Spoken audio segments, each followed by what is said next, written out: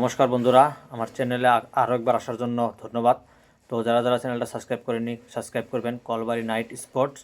তো আমরা আজকে বাদ করবো কলকাতা কাকে কাকে টার্গেট করতে পারে। তো 5জন প্লেয়ার বলবো বেস্ট, যেটা কলকাতা 50 কোটির মধ্যে পেয়ে যাবে 5জন। আর এই 5জন আসলে কলকাতার প্লেইং 11 আইপিএল সব থেকে ডেঞ্জারাস প্লেইং 11 হতে পারে আইপিএল 2026-এর জন্য।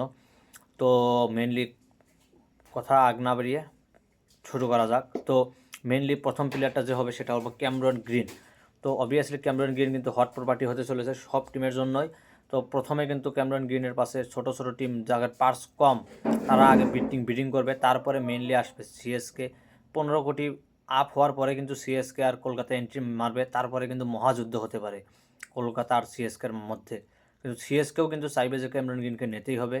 আর কলকাতা তো লাগবেই, কলকাতা রাসেল চলে গিয়েছে, তো রাসেলের ব্যাকআপ কিন্তু লাগবেই ক্যামেরন গ্রিনকে। তো 25-26 কোটির মধ্যে কলকাতা আরামসে পেয়ে যেতে পারে ক্যামেরন গ্রিনকে।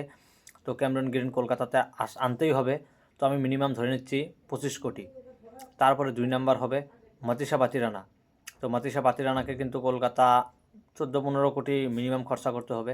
14-15 কোটির মধ্যে পেয়ে যাবে মাতিসা বাতিরানাকে। তো দুটো মিলে আমি 40 কোটি ধরে নিলাম, যে 40 কোটির মধ্যে ক্যামেরন গ্রিন আর মাতিসা বাতিরানাকে পেয়ে যাবে কলকাতা। তারপরে 3 নাম্বার যে প্লেয়ারটা সেটা হবে জিমি স্মিথ।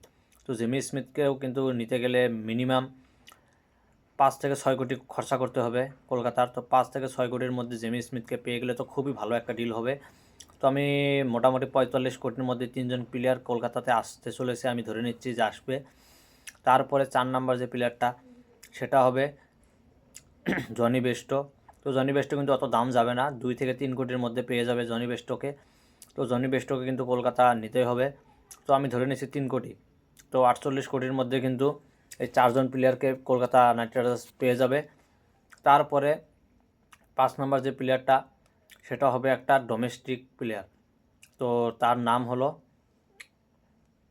কমলেশ নাগারকোটি। তো কমলেশ নাগারকোটি 2 কোটির মধ্যে, 2 কোটি যাবেই না, তার আগেই পেয়ে যাবে। তো কমলেশ নাগারকোটি কিন্তু এখন বর্তমান সাইদ মুস্তাক আলী ট্রফিতে ভালো বোলিং করছে এবং উইকেট নিচ্ছে, উইকেট টেকার বলার হয়ে গেছে। বা শিবম মাভিকেও নিতে পারে, তিনি কিন্তু অত হট প্রপার্টি নয়, অত দাম যাবে না, 2 থেকে 3 কোটির মধ্যে পেয়ে যাবে। তো 50 কোটির মধ্যে 5জন প্লেয়ারকে পেয়ে গেলে কিন্তু কলকাতার পুরো টিমটা সেটেল হয়ে যাবে। বাকি 14 কোটি দিয়ে কিন্তু ব্যাকআপ আরামসে ভালো ভালো ব্যাকআপ তুলতে পারবে কলকাতা। কলকাতার মেন টার্গেট হওয়া উচিত আগে প্লেইং 11টা সেটেল করা, তারপরে বাকি 10-15 যার থাকে 10-15 কোটি তাতে দিয়ে কলকাতার ব্যাকআপ নেওয়া উচিত আমার মনে হয়। ডোমেস্টিক দিয়ে আরও ওভারসিজ বহুত ভালো ভালো ব্যাটসম্যান পেয়ে যাবে, যেমন ব্যান ডাকেট, তারপরে আপনার আফগানিস্তানের গুলবাদিন নাইব বা নবীনুল হক, এমন প্লেয়ারকে বেস্ট প্রাইজে নিয়ে কলকাতা স্কোয়াডটা পুরো করতে চাইবে। মেইনলি ফোকাস থাকতে হবে প্লেইং 11টা। তো আমার মতে এটা প্লেইং 11 হলে খুব ভালো হবে। আপনাদের কেমন মনে হয় আপনারা আমার কমেন্টে জানাবেন, আর ভিডিওটা বেশি বেশি করে শেয়ার করবেন। নমস্কার।